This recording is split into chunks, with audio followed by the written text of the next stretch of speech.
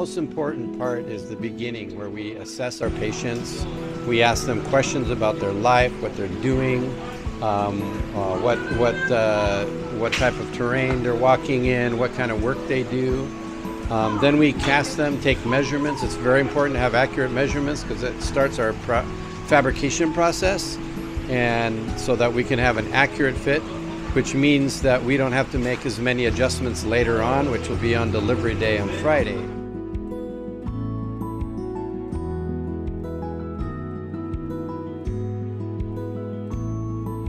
My second time here, coming to Cebu to do this Walktober event, so Walktober 3.0. I was really excited to get invited back. Last year was really inspiring to see people walk. This is the main reason why I got into this field, was to help people get back on their feet and get moving again. So seeing people that come from all over the place in this country to try and get back to walking, and me being a part of that was a big inspiration for me, and going forward, hopefully to continue to come back and get more people walking.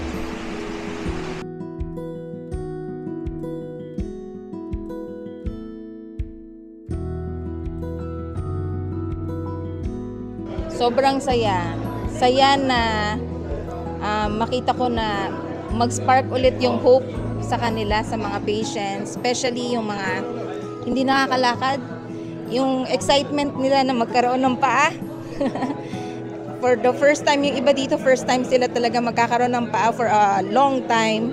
And yung hope nila na muli makabalik ng lakad para maka-contribute sa kanilang family, I think hindi matatawaran yun.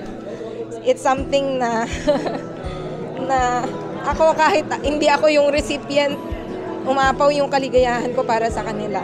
And I know yung mga patients, ganun din yung nararamdaman nila.